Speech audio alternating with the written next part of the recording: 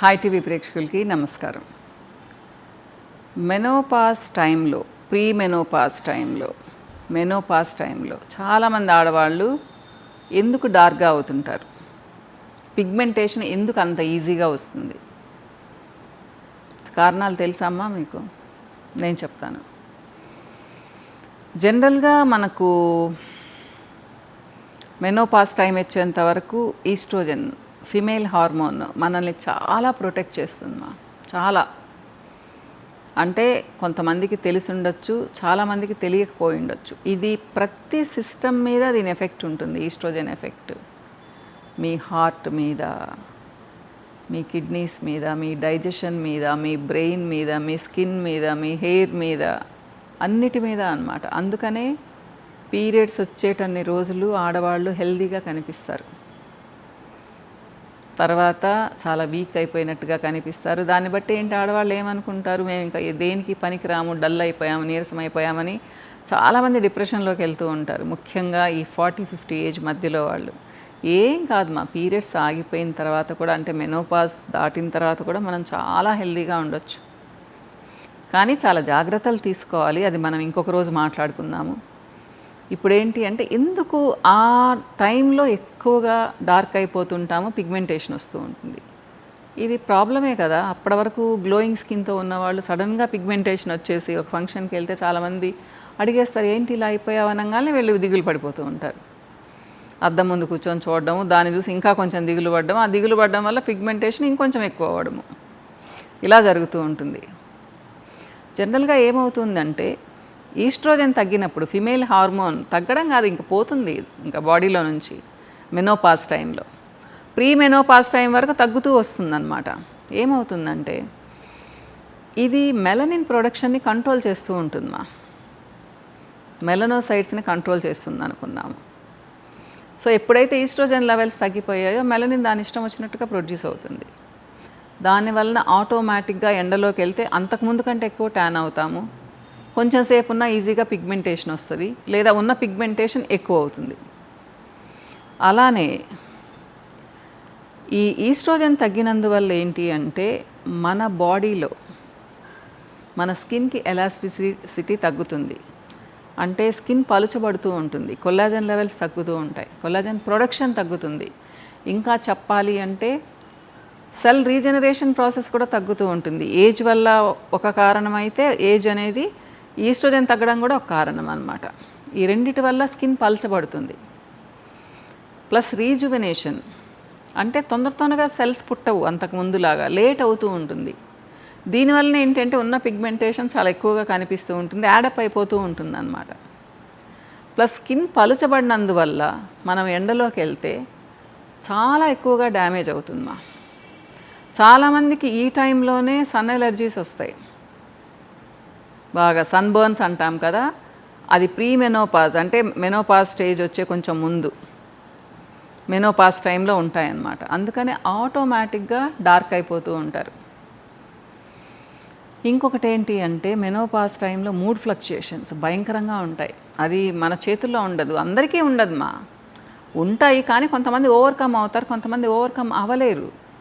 చిన్న విషయాన్ని కూడా వాళ్ళు ఏం చేస్తారు అంటే, భూతద్దంలో పెట్టి చూసుకుంటారు. అంటే మామూలుగా అయితే ఇంతదే, వాళ్ళకి అప్పుడు మాత్రం ఇంత పెద్దది అనిపిస్తుంది, దాని మీద దిగులు పడిపోతారు. ఈ స్ట్రెస్, టెన్షన్ ఎక్కువగా ఉన్నందువల్ల కార్టిజాల్ లెవెల్స్ ఎక్కువ అవుతాయి మన బాడీలో. ఈ కార్టిజాల్ అనేది భయంకరమైంది మన బాడీని చాలా పాడు చేస్తుంది అన్నమాట. సో దీనివల్ల అన్ని ఇబ్బందులే, మనకు డైజెషన్ దగ్గర నుంచి అన్ని ఇబ్బందులు ఉంటాయన్నమాట. ముందుగానే ఈస్ట్రోజన్ లెవెల్స్ తగ్గినందువల్ల డైజెషన్ ఇబ్బంది, దీనివలన ఇంకా అన్నమాట. అందువల్ల ఏంటంటే స్కిన్ చాలా తొందరగా డ్యామేజ్ అయిపోతుంది, నిద్ర సరిగ్గా రాదు, నిద్ర సరిగ్గా రాకపోవడం వల్ల మళ్ళీ ఇంకొంచెం కార్టిజాల్ రిలీజ్ అవుతుంది. ఇవన్నీ ఇంటర్లింక్డ్మా.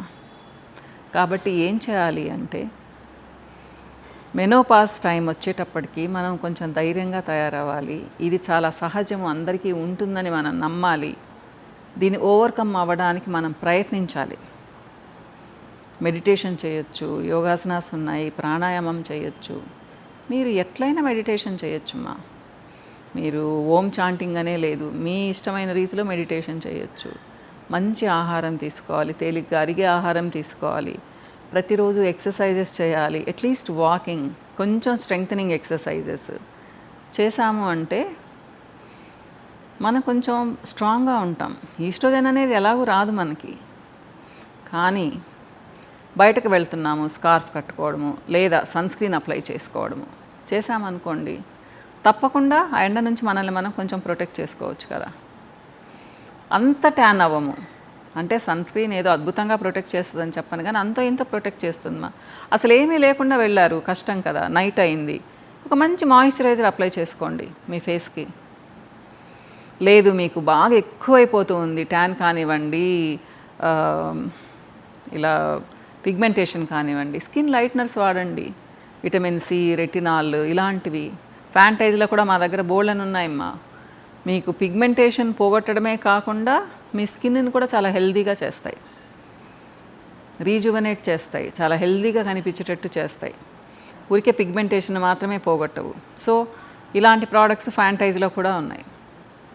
ముఖ్యంగా ఏంటి అంటే ఈ మెనోపాజ్ టైంలో కొంచెం కేర్ఫుల్గా ఉండాలి, కొంచెం జాగ్రత్తగా ఉండాలి. ఏముందిలే అనుకున్నామంటే పాడైపోతాము. నేను ఇప్పటికి కూడా చెప్తున్నాను, ఏముందిలే అనుకునే వాళ్ళకి నేనేం చేయలేను, ఏం చెప్పలేము కూడా.